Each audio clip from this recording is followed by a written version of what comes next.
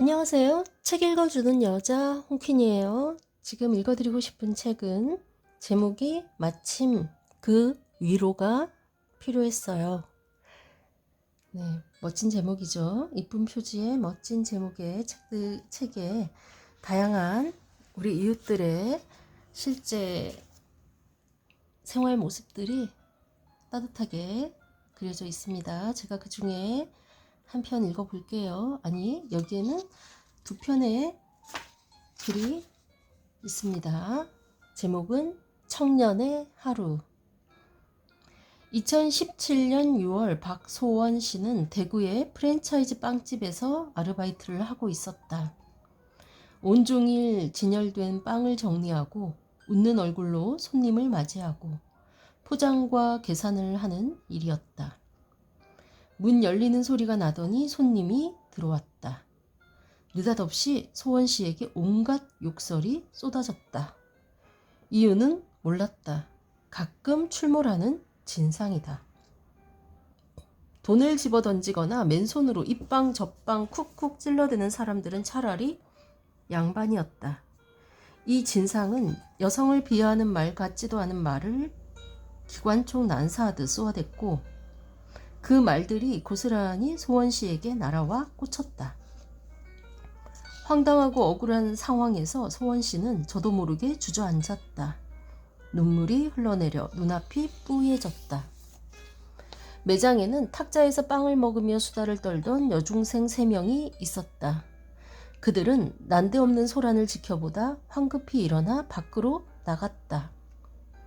불편한 공기로 가득한 곳을 얼른 빠져나가고 싶었을 터였다. 소원 씨는 그들의 뒷모습을 보면서 연신 눈물을 닦았다. 마침내 진상이 나가고 마음을 추스르고 있을 때 다시 문 열리는 소리가 나더니 아까 그 중학생들이 들어왔다. 놓고 간 물건이 있나 했는데 소원 씨에게 다가와 검은 비닐봉지를 건넸다. 커피와 초콜릿 그리고 쪽지가 들어있었다. 어린 학생들이 빵을 먹다 말고 나간 것은 진상의 행패를 피해서가 아니라 봉변당한 알바 언니를 응원하기 위해서였다. 아마도 근처 편의점이 눈에 띄었던 모양이다. 소원 씨 기분이 나아지기를 바라며 초콜릿을 집었을 것이다. 비닐봉지에서 쪽지를 꺼내 읽은 그녀는 조금 전 주저앉았을 때보다 더 큰 소리로 울었다. 쪽지엔 언니 기운 내세요 라고 적혀 있었다. 억울해서 울고 고마워서 또 울었던 하루를 마치고 컴퓨터 앞에 앉은 그는 지역 소식을 전하는 SNS 계정에 접속해 그날의 일을 써내려갔다. 동생뻘 아이들에게 받은 위로가 얼마나 힘이 됐는지 동네 사람들에게 알리고 싶었다. 그들이 건네준 쪽지를 책상 위 잘 보이는 곳에 붙여놓았다고 했다. 아무도 없는 새벽에 청년은 끄끄하면서 울었다. 엉엉 울어야 하는데 그럴 처지가 못 돼서 터져 나오는 울음을 억지로 삼키는 소리. 어느 아파트 마당에 신문 배달 오토바이를 세워둔 채였다. 실컷 우는 것도 아니고 울지 않는 것도 아닌 그 소리가 멎어야 다시 오토바이에 탈 텐데 좀처럼 잦아들지 않았다. 청년은 한참을 그렇게 서 있었다. 취업 준비생인 그는 매일 새벽 1시부터 4시까지 아파트 단지를 돌며 신문을 배달했다. 속도가 생명인 일이었다. 휙휙 신문을 던지는 손보다 빠르게 두 다리는 다음 집을 향해서 달려야 했다. 며칠 전 새벽에도 그렇게 바삐 움직이다가 어느 집 현관 앞에 우뚝 서고 말았다. A4 용지만한 메모가 현관에 붙어 있었는데 그를 향해 쓴 것이었다. 60년 구독자입니다. 언제나 노고에 감사드립니다. 수고스럽겠지만 앞으로 신문함에 넣어주시면 고마운 마음을 잊지 않겠습니다. 요즘은 만나기 힘든 붓글씨였다. 또박또박 써내려간 필체에서 정성이 느껴졌고 선택한 어휘와 수로가 모두 존대였다. 그 집만큼은 문 앞까지 조용히 걸어가 신문을 넣어줘야 할 것 같았고 그렇게 했다. 이날도 그 현관 차례가 됐을 때 발소리를 죽이며 신문함을 향해 다가갔다. 갑자기 현관 잠금 장치를 푸는 소리가 들렸다. 깜짝 놀란 청년은 급히 엘리베이터 열림 버튼을 누르고 안으로 뛰어들었다. 신문 배달을 하면서 지금까지 고객을 만난 적은 한 번도 없었다. 고객이 잠든 시간에 소리 없이 신문을 갖다 놓고 돌아오는 것이 그의 역할이었다.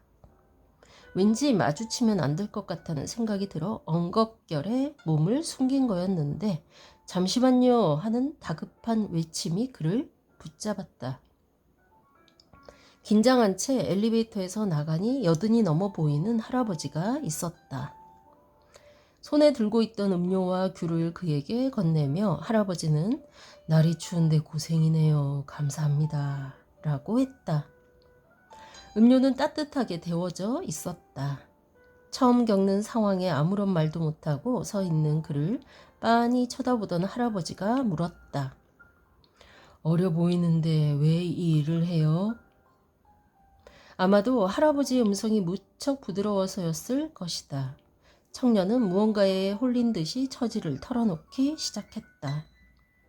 중간에 진로를 바꾸는 통에 남들보다 시작이 늦었고 그러다 문제가 생겨서 이런저런 일을 하며 취업을 준비하고 있는데 어머니 환갑이 다가와 여행이라도 보내드리려고 신문 배달을 시작했다.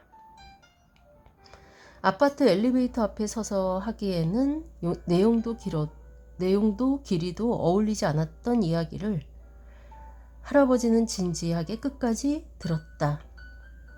청년이 울먹이기 시작한 뒤에도 결국 눈물을 떨구게 됐을 때도 여전히 귀를 기울였다. 그러다 입을 연 할아버지의 말을 청년은 어느 커뮤니티에 이렇게 전했다. 갑자기 할아버지께서 제 손을 꼭 잡더니 내가 살아보니까 끝까지 포기하지. 아이 참 죄송합니다. 이게 페이지가 어디였죠? 죄송합니다. 찾았습니다.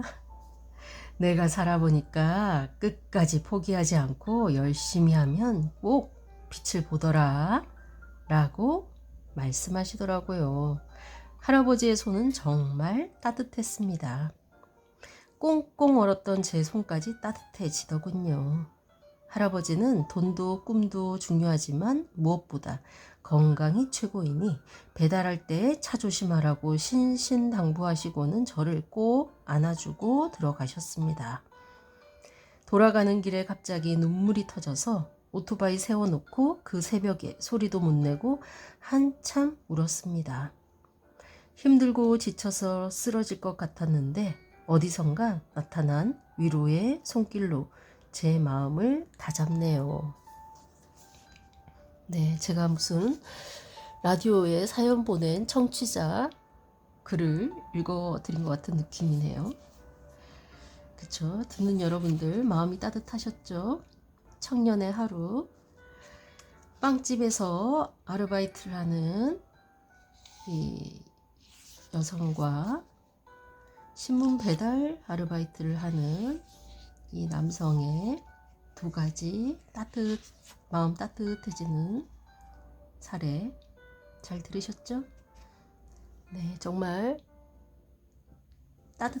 마음 따뜻한 그 중학생이 건넨 선물과 쪽지, 그리고 80대 어르신이 또 건넨 음료와 귤과 퐁. 네, 이 장면이 그려지면서 마음이 훈훈해지죠. 네, 이렇게 훈훈한 사연들이 많은 그런 우리 사회가 됐으면 좋겠습니다. 그렇죠, 여러분? 자, 이 책 마침 그 위로가 필요했어요. 한번 읽어보시면 좋겠습니다. 지금까지 마음 따뜻해지는 글 읽어주는 여자 홍퀸이었습니다. 감사합니다.